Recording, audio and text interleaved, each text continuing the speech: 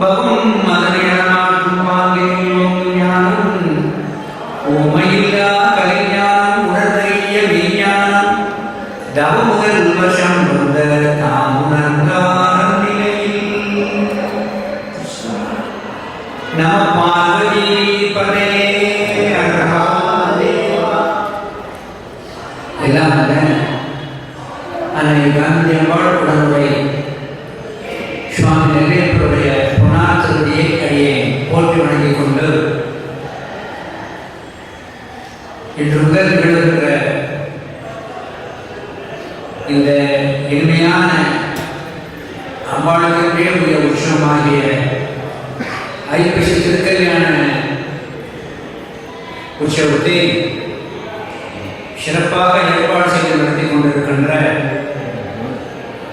இந்து சமய அறநிலை ஆட்சித்துறையினுடைய இணை ஆணையர் மரியாதைக்குரியாக்கி பரஞ்சோதி அவர்களுக்கும் சுவாமி நெல்லையப்பர் காந்தி அம்பாள் திருக்கோயில் செயல் அலுவலர் திருமதி பாவனா ரோஷினி அம்மையார் அவர்களுக்கும் தக்கார் மற்றும் உதவி ஆணையராக இருக்கின்ற பக்தக்குரிய திரு சி சங்கர் அவர்களுக்கும் திருக்கோயில் ஆய்வாளர் திருநா கண்ணன் அவர்களுக்கும் இங்கே வருகை தந்திருக்கின்ற சைவ பெருமக்கள் அனைவருக்கும் என்னுடைய அன்பான வணக்கத்தை தெரிவித்துக் கொள்கிறேன்.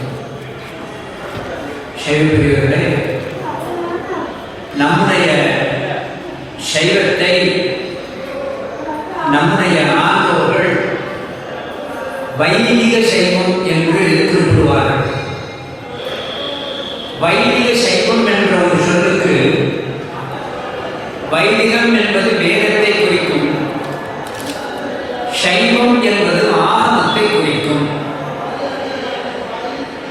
பழைய வைதிக சைவம் தலைகவே என்று வாழ்த்து பாடலில் வரும். எனவே வைதிக சைவம் என சொல்லுவது வேத ஆகமங்கள் பிரமாணமாக கொண்டது. வேதம் ஏன் ஆகமம் ஏன் பிரமாணமாக கொண்டிருக்கிறது என சொன்னால், இறைவனை அடைவதற்குரிய படிமுறைகள் அங்கே சொல்லப்பட்டிருக்கிறது. வேதம் என சொல்லுவது எப்படி இருக்கும் என சொன்னால், இதை செய் இதை செய்யாதே என்று உத்தரவு. எதை போல் என சொன்னால், தன்னுடைய குடிமக்களை நோக்கி அரசன் இதை செய் அதை செய்யாதே என்று ஆணையிடுவது போல வேதம் கொண்டது. ஆகினாலே தான் வேதத்தை சொல்லுகின்ற பொழுது பிறவு சம்ஹிதை என்று சொல்வார்கள். ஆனால் புராணங்கள் எப்படி இருக்கும் என சொன்னால் மித்திர சம்ஹிதை, ஒரு நண்பன் போல உடன் இருந்து நன்று தீதை உணர்த்தி நமக்கு நல்வழிப்படுத்தும். ஆகினாலே புராணங்களை மித்திர சம்ஹிதை என்று சொல்வது உண்டு. எனவே வேதத்திலே சொல்லப்பட்டிருக்கின்ற விதிமுறைகளை ஒழுங்குபவர்களுக்குத்தான் சைவத்தின் கண்டி முக்தி என்று சொல்லப்பட்டிருக்கிறது. சிவஞான சித்தியாரை விளக்கமாக சொல்லப்பட்டிருக்கிறது. அறம் என சொல்லக்கூடியது எது என்றால், எது விதிக்கப்பட்டனவோ அதை மேற்கொள்வதும் அல்லாததை விளக்குவதும். இதில் தவறியவர்களை இறைவன் ஒருப்பான், எப்படி ஒரு மன்னன் போல. ஆகையினாலே தான் உயிர்களுக்கு இன்பமும் துன்பமும் ஊட்டப்படுகிறது என்று சித்தியார்கள் விளக்கமாக பேசப்படுகிறது. எனவே வேதத்திலே சொல்லப்பட்டிருக்கின்ற ஒழுங்கலாக நாம் கடைபிடிக்க வேண்டும். நமக்கு வேதம் 4 ரிக்கியஜு சாம அதர்வண. இந்த ரிக்கியஜு சாம அதர்வணத்திலே சொல்லப்பட்டவைகளை எல்லாம் எடுத்து தொகுத்து பகுத்து நமக்கு நெறிமுறை காட்டுவதற்காகவே பிரம்மதேவரானவர் திருவுள்ளுவ தேவநாயனாராக வந்து நமக்கு அருளியதுதான் திருக்குறள். எனவே இந்த திருக்குறள் என சொல்லக்கூடியதற்கு உத்தர வேதம் என்ற ஒரு பொருள் உண்டு. உத்தர வேதம் என சொல்லக்கூடியது பின்னே எழுந்த வேதம். இந்த திருக்குறளிலே சொல்லப்பட்டது அத்தனையும் சைவர்கள் பின்பற்ற வேண்டிய நூல். ஆகினாலே தான் திருவள்ளுவர் என்று சொன்னால் சைவ உலகம் திருவள்ளுவ தேவ நாயனார் என்று சொல்லி மாசி மாதத்திலே உத்தர நட்சத்திரத்திலே அவருக்கும் குரு பூஜை சைவ ஆலயங்களிலே கொண்டாடப்படுகிறது.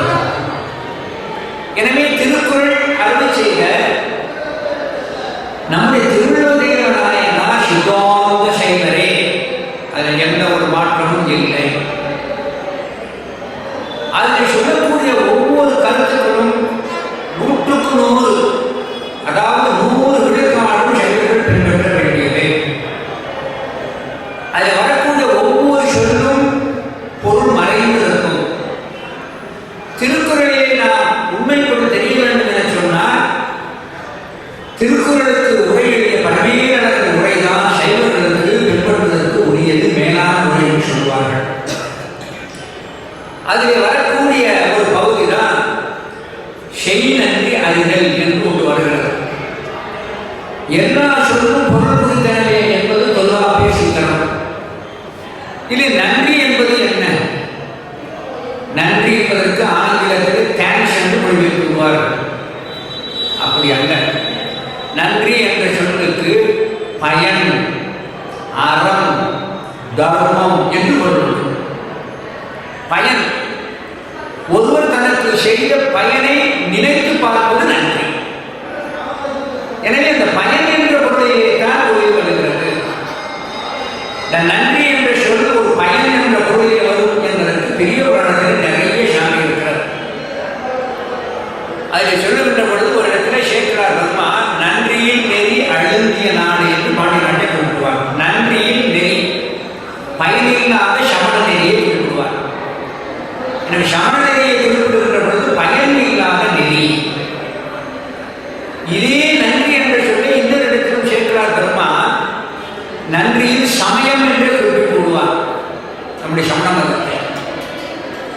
ஆகையினாலே நம்முடைய திருக்குறளிலே வரக்கூடிய அந்த நன்றி என சொல்லக்கூடிய ஒன்று இருக்கிறதே, அது சைவர்கள் மனதிலே வைத்துக் கொள்ள வேண்டிய ஒரு முக்கியமான அதிகாரமாகும். ஒரு தனி அதிகாரமே சொல்லியிருக்கிறார், செய் நன்றி அறிதல். அதுல நம்முடைய திருமூலர் தேவநாயனார் ஒரு சில கருத்துக்களை சிந்திக்க வேண்டும். எதை உயர்ந்த ஒரு பயனாக கொண்டு ஒருவன் போற்றுவான் என்றால் முதலில் சுட்டிக்காட்டுகிறார், செய்யாமல் செய்ய உதவிக்கு வையகமும் வானகமும் ஆற்றல் அறிவு. செய்யாமல் செய்த உதவி, எனக்கு ஒரு 10 ரூபாய் தேவைப்படுகிறது, உடனே ஒருவர் 5000 வைத்துக் கொள்ளுங்கள் கொடுக்கிறார். அவர் ஏன் கொடுக்கிறார்னா, முதல் நாள் அவருக்கு 5 ரூபா நான் கொடுத்தேன். எனக்கு 10 ரூபா கொடுத்தது செய்த உதவிக்கு அவர் பெரிதாக செய்கிறார். ஆனால் எந்த ஒரு உதவியுமே செய்யாமல் செய்கின்ற உதவி ஒன்று இருக்கிறதே, கைமாறி எதிர்பாராமலும் இதற்கு முன்பு ஒரு உதவியை பெறாமல் ஒருவனுக்கு திடீரென்று ஒருவன் செய்கிற உதவினால் உயர்ந்தது. செய்யாமல் செய்த உதவிக்கு வையகமும் வானகமும் ஆற்றல். அவர்களுக்கு இந்த வானத்தையும் இந்த மண்டலத்தை கொடுத்தாலும் கூட ஈடாகாது என்று சொல்லி காட்டுகிறார்.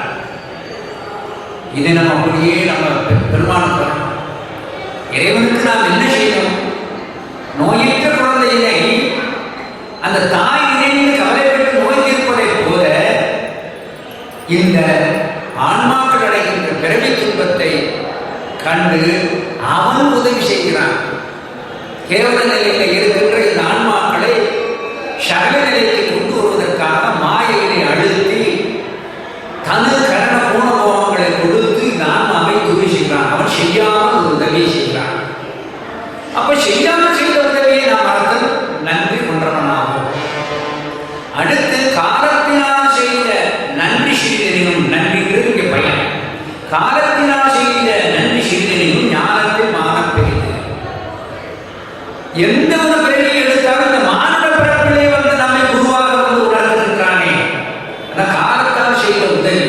இது ஒரு உயர்ந்த ஒரு உதவி என்று சொல்லணும். அந்த நன்றியை பின்னே கடைசியில் முடிக்கின்ற பொழுது சொல்லி காட்டுவார், நன்றி மறப்பது நன்றன்று. நன்றது அன்றையே மறப்பது நன்று. நன்றியை மறக்கக்கூடாது. மறந்தா என்ன? என்னென்று ஒன்றாக உய்வுண்டாம் உய்வில்லை, செய் என்று கொன்ற மகன். என் நன்றி ஒன்றாக உய்வுண்டாம் உய்வில்லை. இங்கே என் நன்றி என்று சொல்லக்கூடியது தர்மம் என்ற பொருளிலே வருகிறது. எது தர்மம் என்று சொல்லி காட்டுகிறார்? பன்மையாளர் நடக்கிறார். ஆண்மலை அறுத்தல், இன்னும் குறவர் கருசிலைத்தல் போன்றவர்கள் குற்றம். ஆனால் அவைகளை கூட அந்த பாதகத்தை செய்தால் அவனுக்கு பரிகாரம் செய்துவிட முடியும். ஆனால் பரிகாரமே இல்லாமல் தண்டனைக்கு மட்டுமே உரியது நன்றி மறத்தல். அதான் என் நன்றி ஒன்றாக உய்வுண்டா உய்வில்லை, செய் நன்றி கொன்ற மகத்துவம். அந்த வகையிலே இறைவனாக நமக்கு செய்கின்ற இந்த நன்றியை நாம் ஒருபோதும் மறக்கக்கூடாது. அவன் செய்கின்ற உயிரிழந்து செய்கின்ற உபகாரங்கள் அத்தனையும்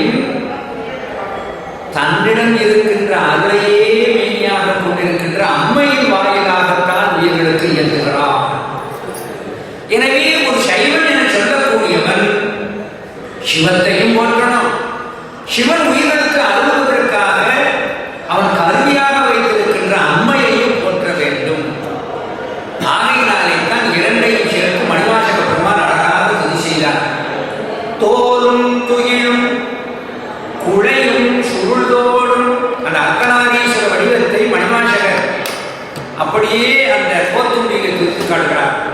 தோலும் துயிலும் குழையும் சுருள்தோடும் பால் வெள்ள நீரும் பசுஞ்சாலும் பைங்கிழியும் சூலமும் தொக்கவளையும் உடை தொன்மை கோலவே. என்ன பண்ணோம்? தொன்மைகள் என்று சிவம் உண்டோ அன்றே அர்த்தநாரீஸ்வர வடிவம் உண்டு. தொன்மை கோலமே நோக்கி குடிந்தூதாய் போத்துண்ணி. ஆகையினாலே இறைவனானவர் உயிர்களுக்கு அருள் செய்வதற்கென்றே அந்த சக்தியை பிரியாமல் இருக்கிறார். தன்னிலைமை மண்ணுயிர்கள் சாதனத்தை அருள் சக்தி பின்ன பின்னவான் என்கிறான். கொற்றமுடு உமா விஸ்வாச்சாரியார் திருவள்ளுவர் உயிர்களுக்கு அருள்பாலிக்க வேண்டும், இந்த வடிவனாகிய தன்னை இந்த உயிர்கள் சேர்தல் வேண்டும் என்பதற்காகவே அல்லாகிய உமையவளை பிரியாமல் இருக்கின்றார். ஆகையினாலே தான் சிவத்தை விட்டு சக்தியை பிரியாது, சக்தியை பிரியாது சிவம் இருக்கின்ற காரணத்தினாலே தான் சிவாலயங்களிலே இருக்கின்ற நம்முடைய சுவாமியுடைய உற்சவமூர்த்தி அருகிலே பிரியாவிடை என்பது இருந்து கொண்டே இருக்கும். அதை பிரிக்க முடியாது. ஒருபோதும் சிவத்தை விட்டு சக்தி பிரிவதில்லை. அவள் அபிநை.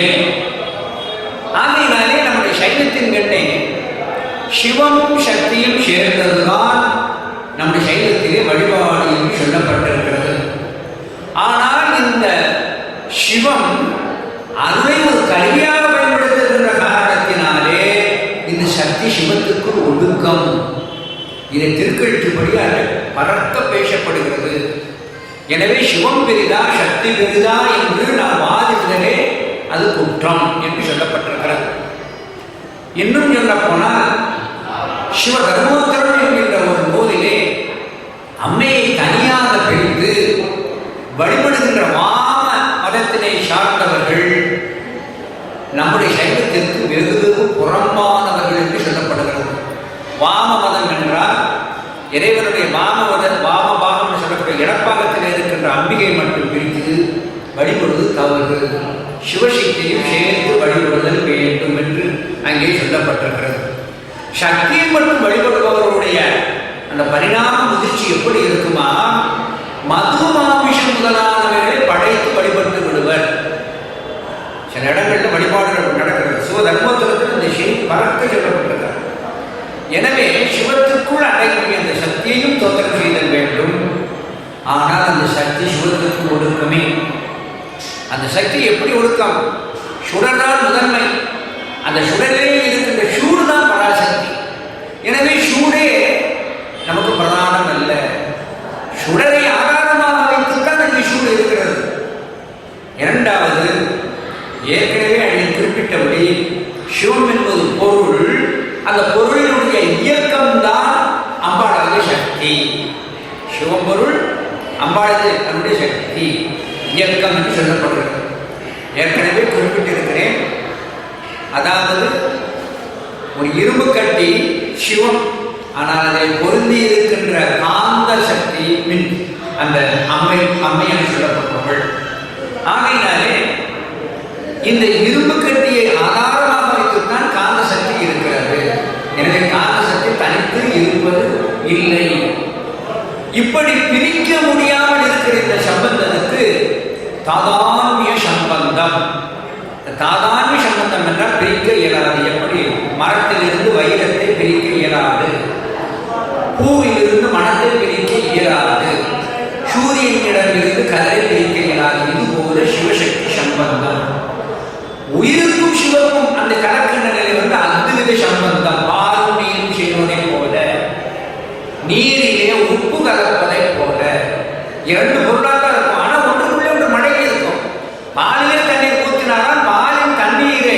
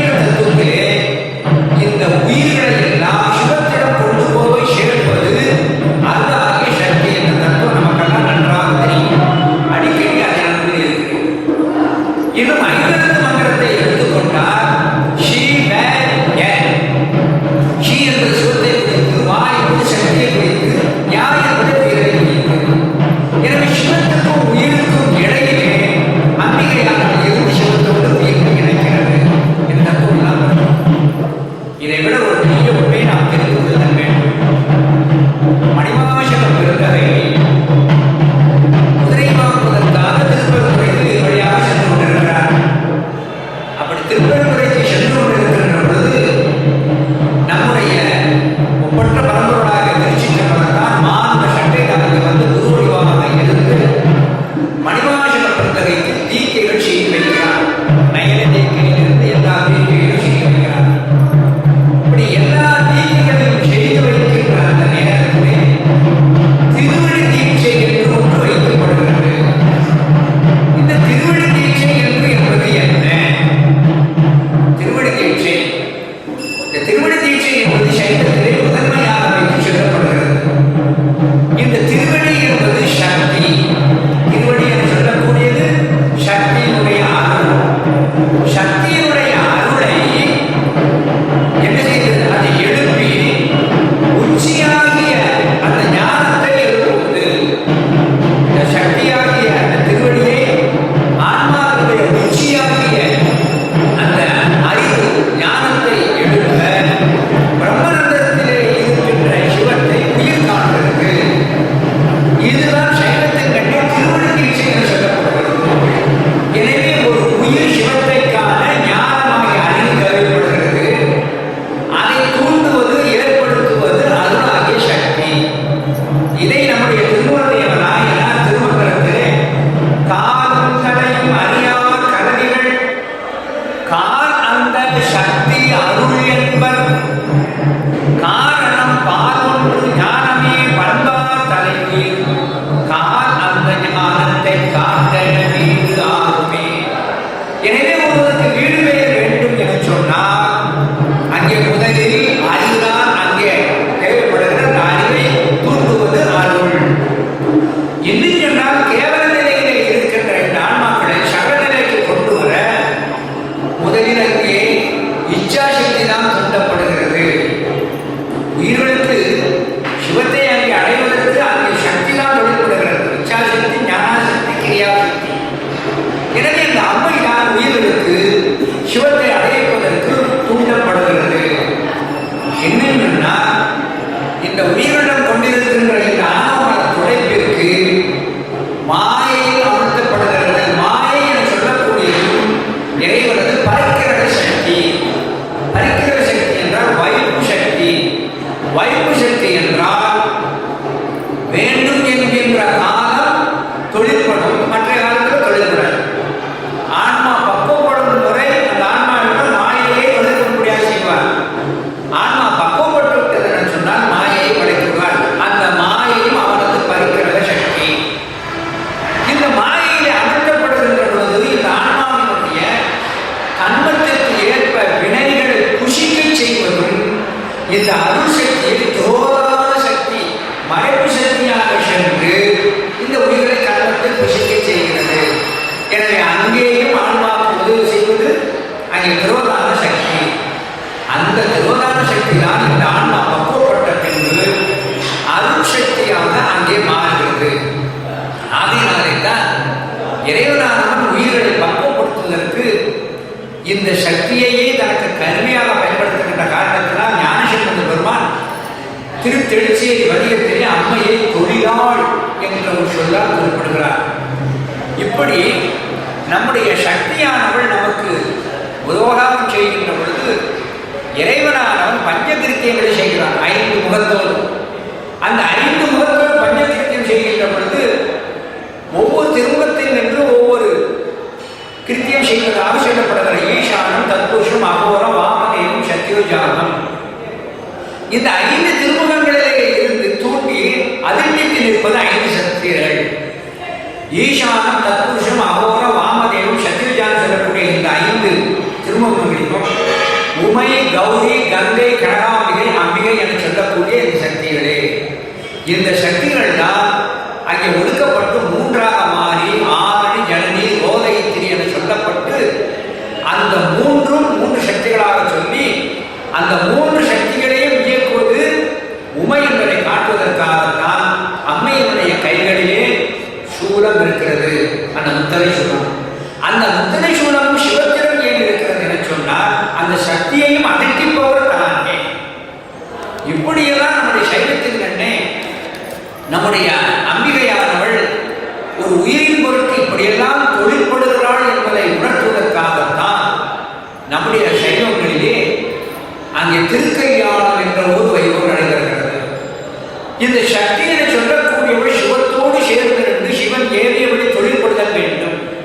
எனவே சிவமும் சக்தியும் இணைந்திருந்தல் வேண்டும் என்பதற்காகத்தான் இந்த சிவத்தோடு சக்தியை இணைத்து திருக்கல்யாணம் என்ற ஒன்றை நடத்தி கொண்டிருக்கிறோம். இந்த திருக்கல்யாணம் என சொல்லக்கூடியது பொதுவாக பங்குனி மாதம் உத்தர நட்சத்திரத்திலே நடைபெறும். அது நம்முடைய அது பௌராணிக முறை என்று சொல்லப்படுகிறது. பௌராணிக முறைப்படி பங்குனி மாதம் நடைபெறும். இன்னும் சில தலபுராணங்களிலே வேறு மாதங்களில் நடைபெறும். மதுரையில சித்திரை மாதம் நடைபெறும். அதற்கு காரணம் அந்தந்த புராணம் அப்படி சொல்லுகிறது. ஆனால் நம்முடைய தலபுராணத்தின் கண்ணே ஆடி மாதம் முதல் மார்கழிக்குள்ளே அம்பாள் உற்சவம் நடத்த வேண்டும் என்ற அந்த விதியின்படி இந்த 6 மாதத்திற்குள் வருகின்ற இந்த ஐப்பசி மாதத்தில் நாம் இந்த திருக்கல்யாண வைபவத்தை நாம் நடத்தி கொண்டிருக்கின்றோம்.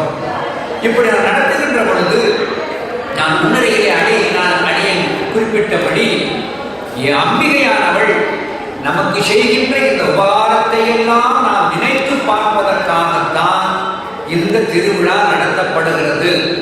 என்னென்ன உபகாரங்கள் நமக்கு செய்கிறாள் என்பதையெல்லாம் நான் அறிந்து கொள்வதற்காகத்தான் இந்த திருவிழாக்கள் நடத்தப்படுகிறது. இந்த திருவிழாவின் ஒரு முடிவு அம்பாள் அழுத்தத்திலே கொண்டு போய் ஆரம்பம் 3 அதனுடைய தாற்பயம் நம்முடைய அம்பிகை நம்முடைய காந்திமதி அம்மையானவள் 3ஆம் திருவிழா அன்று அழுத்தத்தினை எடுத்துக்கொண்டு ஆற்றுக்கு செல்வதாக ஒரு லீலை நடத்தப்படும். அதனுடைய பொருள் உயிர்களை பற்றி இருக்கின்ற ஆணவமாகிய மரத்தை துடைப்பவள் அவள், அதற்கு தொழிற்படுபவள் அவள் என்ற ஒரு தாற்பயத்தை காட்டுவதற்காகத்தான் இந்த திருக்கல்யாண வைபவம் என்று ஒன்று நடத்தப்படுகிறது.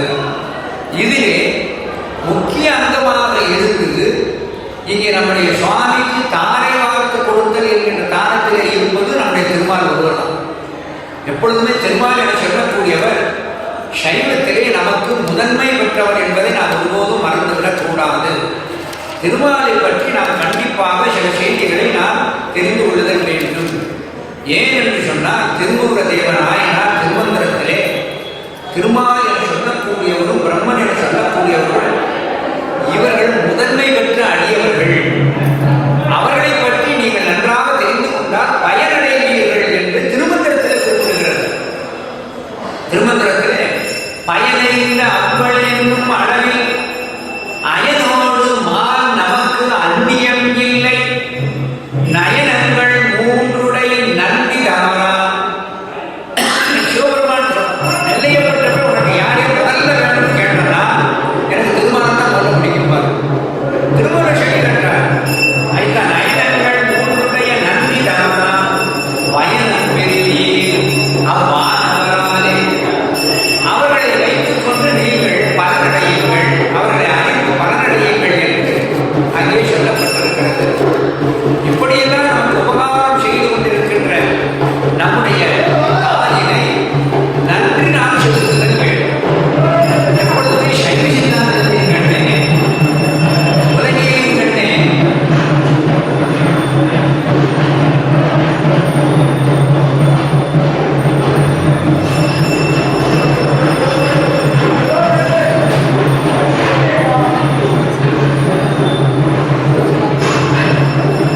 உலகிலேயே ஒருவருக்கு நன்றி தெரிவிக்க காணிக்கை அல்லது நன்கொடை அல்லது பொருளை கொடுப்போம்.